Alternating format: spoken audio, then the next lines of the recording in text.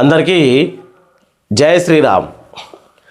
తెలంగాణ రాష్ట్ర ప్రజానికానికి తెలంగాణ రాష్ట్రంలో జూన్ 2వ తారీఖు నాడు అందరికీ కొత్త పింఛన్లు అందించబోతా ఉంది ప్రభుత్వం. మరి పట్టణాల్లో ఉండేటోళ్లకు, ఎవరైతే పట్టణాల్లో ఉండే ప్రజలు ఉన్నారో వాళ్ళకు వేరే రూల్సు, పల్లెటూళ్ళల్లో పింఛన్ల కోసం దరఖాస్తు చేసుకునే వాళ్ళకు వేరే రూల్స్ ప్రకటించింది ప్రభుత్వం. మరి పట్టణాల్లో ఉండేటోళ్ళకు ఏం రూల్సు, పల్లెటూళ్ళు ఉండేటోళ్ళకు ఏం రూల్సు, ఇప్పుడు మనం వీడియోలో స్పష్టంగా తెలుసుకోబోతూ ఉన్నాం. తెలంగాణ ప్రభుత్వం ఇచ్చే 2 లక్షల పింఛన్లు, అలాగే 1 లక్ష పింఛన్లు ఆల్రెడీ దరఖాస్తులు కూడా తీసుకున్నది. ఎందుకంటే ఆల్రెడీ పాత దరఖాస్తులు ఉన్నాయి కాబట్టి వాళ్ళ 1 లక్ష అయినాయి, వాటిని తీసుకుంది కానీ ఇంకా మంజూరు చేయలే. జూన్ 2వ తారీఖు నాడు ఈ 2 లక్షల పింఛన్లు, 1 లక్ష పింఛన్లు, మొత్తానికి 3 లక్షల మందికి కొత్త పింఛన్లు, 44 లక్షల మందికి పాత పింఛన్లు పెంచబోతున్నట్టు సమాచారం. మరి 500 పెంచుతారా, లేదంటే 2 4 చేస్తారు, 4 6 చేస్తారా, ఏం కథ అనేది పూర్తిగా తెలుసుకుందాం. మీ అభిప్రాయాన్ని ప్రతి ఒక్కళ్ళు కామెంట్ చేయాలి. ఎందుకంటే చాలామంది కామెంట్ చేస్తూ ఉన్నారు. దివ్యాంగులకు పక్కనే ఉన్నటువంటి ఆంధ్రప్రదేశ్లో 15,000 ఇస్తూ ఉన్నారు. ఎవరైతే మనకు వ్యాధిగ్రస్తులు ఉన్నారో వాళ్ళకు 10,000 రూపాయలు ఇస్తూ ఉన్నారు. వ్యాధిగ్రస్తులు అంటే మంచానికి పరిమితమై ఉంటారు, వాళ్ళు ఏం కష్టం చేసుకోరు. మరి అట్లాంటి వాళ్ళకు కనీసం 10,000 పింఛన్ ఇస్తుంది పక్కనే ఉన్న ఆంధ్రప్రదేశ్ చంద్రబాబు నాయుడు. మరి ఇక్కడ ఎందుకు ఇవ్వడం లేదని కొంతమంది కామెంట్ పెడతా ఉన్నారు. వాస్తవానికి రాష్ట్ర ప్రభుత్వం చాలా వేదికలు చెప్తా ఉంది, బడ్జెట్ లోపంతో అని బట్టి విక్రమార్క కూడా చెప్తా ఉన్నారు, ఫైనాన్స్ మినిస్టర్. చూద్దాం మరి ఏముంది, పట్టణాల్లో ఏం రూల్స్ ఇవ్వబోతూ ఉన్నారు, పల్లెటూరులో ఏం రూల్స్ ఇవ్వబోతూ ఉన్నారు. అలాగే మీ అభిప్రాయాన్ని అందరు కామెంట్ చేసి ఛానల్ను సబ్స్క్రైబ్ చేసుకోవాలి. ఇప్పుడు చూడ్రి, కొత్త పింఛన్ల కోసం మారినటువంటి రూల్స్ పల్లెల్లో వేరు, పట్టణాల్లో వేరు. అది ఏమిటి?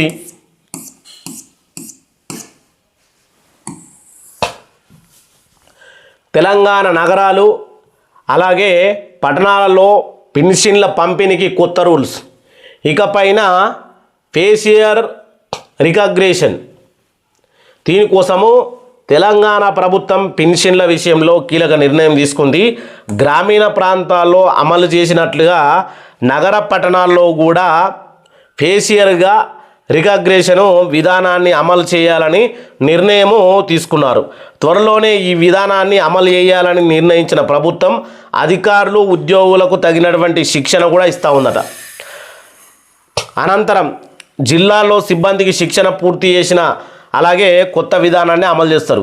ఎవరైతే ఇప్పుడు గవర్నమెంట్ ఉద్యోగులు ఉన్నారో వాళ్ళకి ఏ విధంగా పింఛన్ల పంపిణీ చేయాలో ఎట్లా అనేది శిక్షణ ఇస్తూ ఉన్నారట. శిక్షణ ఇచ్చిన తర్వాత ఈ విధానాన్ని అమలు చేస్తారు. మొత్తానికి జూన్ 2వ తారీఖు వరకు మరి పింఛన్ల పెంపుతోటి ఏమేమి ఉంటుందో కూడా దాన్ని కూడా చూద్దాం ఒకసారి. తెలంగాణలో పింఛన్ల పంపిణీకి సంబంధించి ప్రభుత్వం కీలక నిర్ణయం తీసుకుంది. ఇకపైన అన్ని పట్టణ నగరాల్లో పింఛన్ల పంపిణీకి సంబంధించినటువంటి రూల్స్ మార్చాలని నిర్ణయం తీసుకున్నారు. ఇకపైన ఫేషియల్ రికగ్నిషన్, ముఖ ఆధారిత గుర్తింపు, అంటే ఇప్పుడు ఎవరైతే తీసుకున్నటువంటి 44 లక్షల మంది పింఛన్లు ఉన్నాయో వాళ్ళకు ఫేస్ ఐడి, ముఖము గుర్తింపు, ఇక్కడ ఇచ్చారు చూడరు, ఇగో ఏదైతే ముఖ ఆధారిత గుర్తింపు, ఈ విధానంలోనే పింఛని పంపిణీ చేయాలని నిర్ణయించారు. ఈ మేరకు ప్రజాభవన్లో మున్సిపాలిటీ శాఖ అధికారులకు కూడా శిక్షణ కూడా ఇస్తా ఉన్నారట. పింఛన్ల పంపిణీకి సంబంధించి ఫేషియల్ రికగ్నిషన్ విధానం పైన జిల్లా సమన్వయకర్తలు, అలాగే మున్సిపల్ కమిషనర్లు, ఇక ఎంపీడీఓలు, జిల్లా ప్రాజెక్టు మేనేజర్లు, వార్డు అధికారులకు కూడా శిక్షణ ఇస్తూ ఉన్నారు. రాబోయే రోజుల్లో కొత్త పింఛన్లు పెరిగినప్పుడు అవి కూడా కలుపుకుంటే 47 లక్షల పింఛన్లు అవుతాయి. కాబట్టి ముఖ గుర్తింపు, దీంట్లో బోగస్ పింఛన్లు అనేది దొరికేది ఎక్కువ అవకాశం ఉంటుంది. బోగస్ పింఛన్లు అంటే ఇంతకుముందు అనాథాలం వేలిముద్ర పెడితేనే మనకు ఆటోమేటిక్గా పింఛన్ ఇచ్చేటోళ్ళు. అప్పుడు డబుల్ పింఛన్లు తీసుకుని దొరకలే. తర్వాత వేలిముద్రలు గుర్తింపు అంటే ఆన్లైన్లో వేలిముద్రలు చేసేది వచ్చింది. ఇప్పుడు డైరెక్ట్గా మనిషి ఫేస్ను స్కాన్ చేసుకోవాలి. కొంతమంది వేలిముద్రలు పనిచేస్తారు, అందుకనే ఈ విధానాన్ని తీసుకొస్తా ఉన్నారట. ఇప్పుడు కూలి పని చేసుకుంటోళ్ళు వాళ్ళకు వీళ్ళకు పనిచేసి వేళ్ళు ఇక్కడ ఉన్నటువంటి ఫింగర్లు మొత్తం అరిగిపోతాయి కాబట్టి ఈ ముఖ గుర్తింపు ఇప్పటికే గ్రామీణ ప్రాంతాల్లో ముఖ గుర్తింపుతో పింఛన్లు ఇస్తూ ఉన్నామని మెప్మా పట్టణ ప్రాంతాల పేదరిక నిర్మూలన సంస్థ సిఇఓ ఏదైతే దివ్య దేవరాజన్ గుర్తు చేసిండ్రు. ఇకపైన నగరాలు కూడా పట్టణ ప్రాంతాల్లో త్వరలో ఫేస్ రికగ్నిషన్ విధానాన్ని ప్రారంభిస్తామని తెలిపిండ్రు. కొత్త విధానంతో ఒకవేళ ఎవరైనా అనర్హులు చనిపోయిన వారిని ఇక్కడ చూడరు, ఎవరైతే అనర్హులు చనిపోయిన వారు పేర్లు ఉంటే వాటిని తొలగించి అర్హులకే పింఛన్లు అందజేయాలనే ఉద్దేశంతో ఈ నిర్ణయం తీసుకున్నట్లు చెప్తా ఉన్నారు. ఇక్కడ శిక్షణ పొందినటువంటి అధికారులు వారి వారి జిల్లాల్లో అక్కడ సిబ్బందికి కూడా శిక్షణ ఇస్తారు. అనంతరము కొత్త విధానాన్ని ప్రారంభిస్తామని తెలుపుతూ ఉన్నారు. ఇక్కడ నేను అడుగుతా ఉన్నది ఒకటే, ఉన్న పింఛన్లల్లో మార్పులు జరపాలని చెప్తా ఉన్నారు కానీ మరి పింఛన్లు ఎప్పటి నుంచి స్టార్ట్ చేయబోతూ ఉన్నారు? జూన్ 2వ తారీఖు నుంచి ఏవైతే అసెంబ్లీ సాక్షిగా 2 లక్షల కొత్త పింఛన్లు అన్నారో అవన్నీ ఇవ్వాలి అని సీఎం రేవంత్ రెడ్డి సార్ చెప్తా ఉన్నాడు. కొత్త పింఛన్లు ఇవ్వాలన్నప్పుడు ఇక్కడ ఆల్రెడీ మరి బడ్జెట్లో కూడా మీరు పింఛన్ల కోసం డబ్బులు కేటాయించడం జరిగింది. మరి వాటి గురించి ఏంది అనేది ప్రజలంతా అడుగుతూ ఉన్నారు. ఎప్పుడు దరఖాస్తులు పెట్టుకుంటారు? మొన్న ఆల్రెడీ దరఖాస్తు విధానం స్టార్ట్ అవుతా ఉందని చెప్పిండు. తెలంగాణలో ప్రభుత్వం పింఛన్ల పంపిణీలో సమస్యలకు చెక్కు పెట్టేందుకు కొత్త విధానాన్ని తీసుకొచ్చింది. వృద్ధులకు వేలిముద్రలు, ఫింగర్ ప్రింట్స్ స్కానర్ల గుర్తించకపోవడంతో పాటు చాలా చోట్ల చనిపోయిన లబ్ధారుల పేర్లను కూడా తొలగించకుండానే పింఛన్ డబ్బులను స్వాహా చేస్తున్నట్లు ఫిర్యాదులు వస్తూ ఉన్నాయి. ఇక్కడ ఎవరు స్వాహా చేస్తున్నారు? ఒకసారి మనం ఆలోచన చేయాలి. ఇప్పుడు ఒక వ్యక్తి చనిపోయిందంటే వాళ్ళ కుటుంబ సభ్యులు ఆ బుక్ తీసుకొని పోయినా కానీ వాళ్ళ కుటుంబ సభ్యులు ఏం పని చేయి వేలి ముద్రలు ఇట్లా ఏవి పని చేయి, ఎందుకంటే ఆ మనిషి ఐడెంటిటీ అనేది కాదు కాబట్టి. మరి ఇక్కడ ఏంది, ఇగో పింఛన్ డబ్బులు స్వాహా అవుతున్నాయనంటే ఇది ఎవరు చేస్తూ ఉన్నట్టు, ఎవరు చేసే స్తోమత ఉంటుంది. ప్రజలారా ఒకసారి ఆలోచన చేయాలి.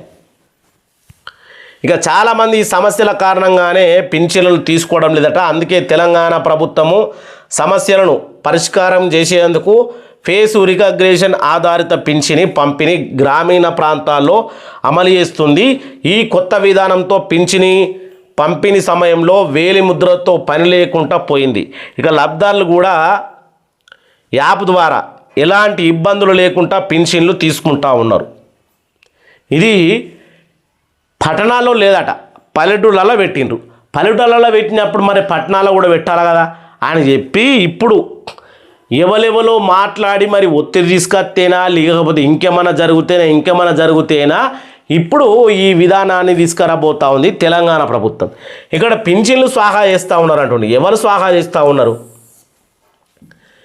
ఇక్కడ ముఖ్యమైన విషయం ఉన్నది. అయ్యో మనం తెలుసుకోవాల్సింది ఇంకో ముచ్చట నేను అడుగుతా ఉన్నా ప్రభుత్వానికి డైరెక్ట్గా.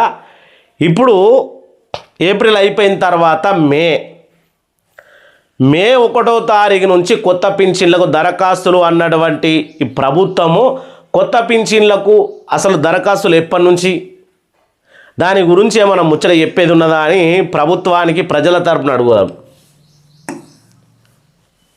ఒకవేళ ఎవరైనా పింఛన్ తీసుకుంటున్న లబ్ధిదారుడు చనిపోయినా వలస వెళ్ళినా ఈ ఫేస్ రికగ్నిషన్ విధానంతో తెలిసిపోతుంది అంటున్నారు. అలాగే పింఛన్ కూడా పక్కదారి పట్టే అవకాశం ఉండదని అందుకే గ్రామీణ ప్రాంతాల్లో ఈ విధానాన్ని అమలు చేస్తూ ఉన్నారు. ఇప్పుడు నగర పట్టణ ప్రాంతాల్లో కూడా అమలు చేస్తామని, పింఛన్ తీసుకునే వ్యక్తి చనిపోతే వారి స్థానంలో వారి భార్యలకు పింఛన్కి అవకాశం కల్పిస్తున్నారట.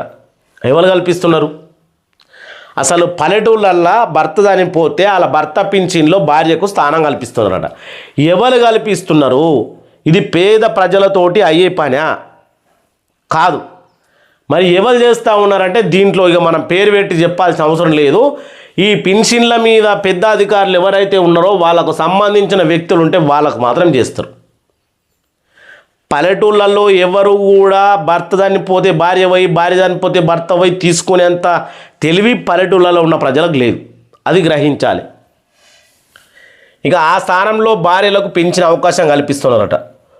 ఊరు వదిలి వలస వెళ్ళిన వారిలో ఎవరైనా 3 నెలలు పింఛన్ తీసుకొని వారు ఉంటే గుర్తించడము, అలాగే చనిపోయిన లబ్ధిదారుల పేర్లు తొలగించడము, సాంకేతిక కారణాలతో ఆగిపోయిన పింఛన్లకు సంబంధించి సమస్యలని పరిష్కరించడము, ఇలాంటి అన్ని సమస్యలకు చెక్కు పెట్టేలా నిర్ణయం తీసుకుంటా ఉందట తెలంగాణ ప్రభుత్వం.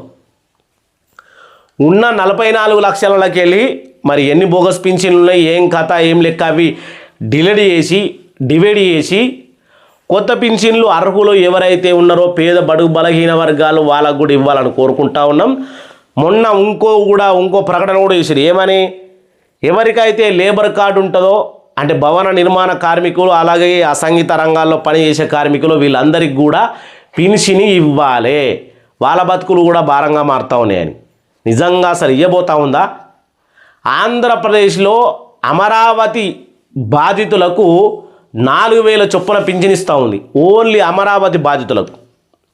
మరి ఇక్కడ కనీసము లేబర్ కార్డు ఉన్న వారికి పింఛన్ ఇస్తామని చెప్పారు, అది కూడా జరుగుతుందా జరగదా కూడా తెలియదు.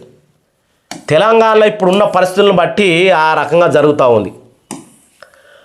ప్రజలారా చూసింది కదా వీడియోని. అయితే కొత్త పింఛన్ల గురించి ప్రభుత్వము నెక్స్ట్ అప్డేట్లో ఇవ్వబోతూ ఉండొచ్చు, మనం పూర్తిగా తెలుసుకుందాం.